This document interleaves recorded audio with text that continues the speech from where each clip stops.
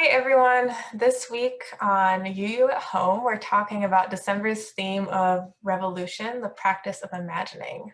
So a lot of this conversation today was inspired by the theme packets, which we send out to registered RE families each month.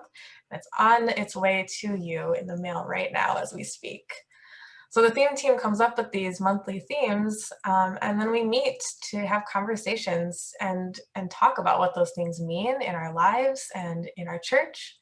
And sometimes, so far always, we've been able to think of a story from RE that has also connected to those themes. So I think Amy has a story to share with you all. Yeah, the first story that came to mind, and as is often the case, it has to do with just a time when we had kids and adults gathered together. And in this case, it was our Wednesday night soul work programming that we had actually not too long before we started meeting virtually. It was one of the last times that we gathered. It was around Valentine's Day in February, and you and I, Nico, had put together this activity involving hearts and making like Valentines to people you admire, thanking them for their social justice work. So we brought this activity to our kiddos who had gathered on Wednesday night and laid out the hearts and all of the prompts and all of this other stuff. And of course, as sometimes happens, the kids had a way better plan in mind. So it wasn't long before they had gathered up sort of the rest of the paper that hadn't yet been cut into hearts and started constructing like this whole completely new world. It was, I believe it was an animal hospital that they constructed. And they worked together so beautifully as a team. It was like a lesson in improv of yes and just they kept adding on to it in different ways that this animal hospital was going to help make the world a better place. And so this activity that had started out as send a nice little note to somebody and thank them for the way that they make the world a better place turned into them imagining a better world. And it was way better than what we had planned. It's like way better. And I was just blown away watching them as they imagined together and created together. It was mind blowing. Mhm. Yeah, and that makes me think of the difference between charity and actual work for change. And, you know, thank you notes are really nice and lovely, and charities sometimes do useful work. And so that is true, but there's also truth to the idea of instead of thanking other people for doing this work, let me imagine an entire world where this work isn't even needed anymore because the world is just built that way. And that's huge, and takes work. It's a little bit more than decorating a heart. It's actual imagining. Imagining takes effort, and it takes freedom and space to do that. And so, yeah, thinking especially now in this, December time, thinking about what am I called to do when I'm thinking about charity, or I'm thinking about other ways that I can bring about change. What might that look like in my own life? Sort of inspired by this animal hospital made out of, I'm imagining, red and pink papers. Yeah, it was gorgeous. I also think too that there's something to like in this scenario, and I think this is often the case. There's these kids were imagining, and we were kind of witnesses as adults who we could have stepped in and said, nope, that's not what we have planned. Let's do our cards as we have planned because that's what we have planned. I'm glad we didn't do that. And I think that, that there's a piece of imagination that calls us to recognize our power in a situation. And so in this particular instance, there was the kids who were experts at improvisation and yes, and allowing each other to do what they were called to do and to bring what they were called to bring to this imaginary world. And any of the adults, because there were parents there too, could have easily stepped in and squashed the whole thing, and yet decided to nurture it. And that was really beautiful, allowing imagination to happen, even if you're just a witness to it, even if you're not participating in it, is is really beautiful and important, because how do we move past sort of just charity to revolution, to this, yeah, a revolution inspired by imagination if we don't get out of the way? Right. Yeah. And, I'm also reminded that we imagine our whole lives, but kids are sort of expected to imagine. They're expected to not want to do the thing that adults have set out for them and wants instead to build an animal hospital, right? Um, they're expected to go play over in the corner and play house together, or do these imaginative things.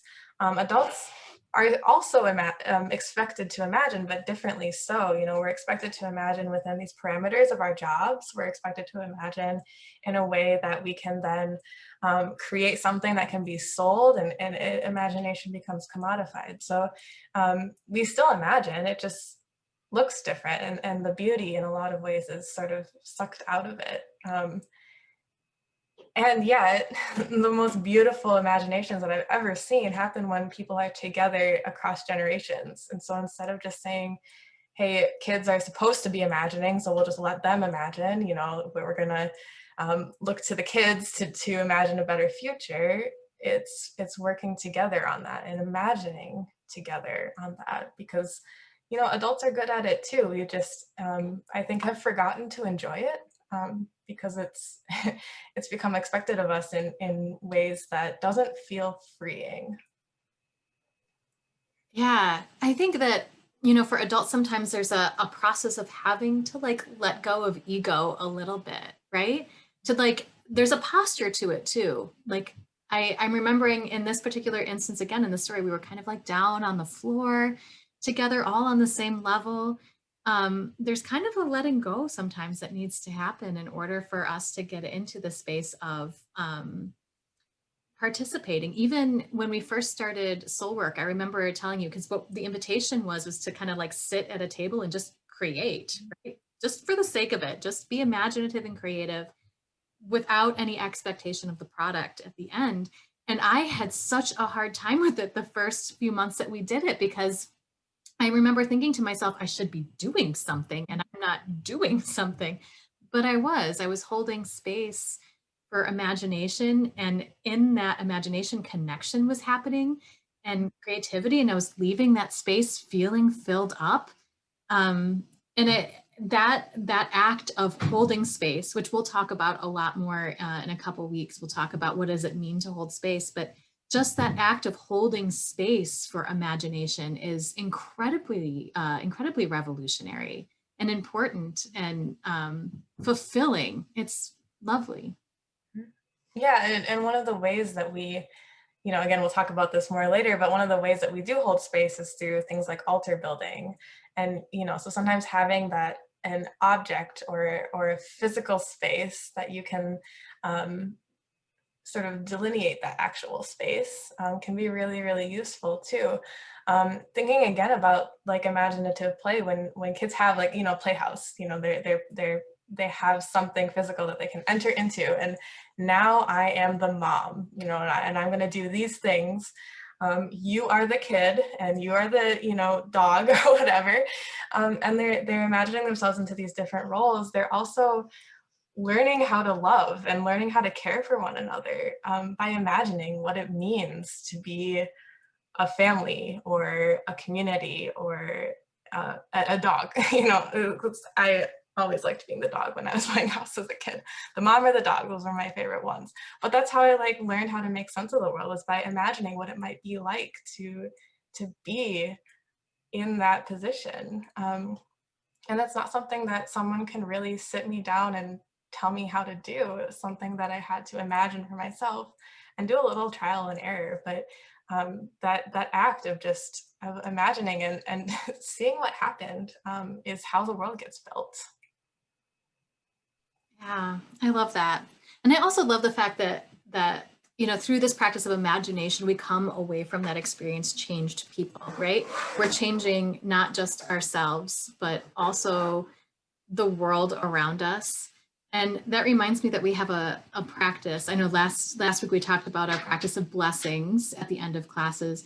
One of the other practices that we have is we invite participants to think of one way that they have been changed by the experience of being together in class. And I think we should end with that today. And so what we might say is, we know that whenever we come together, whenever we enter into a space together, we are cracked open, we are changed in some way by being with one another.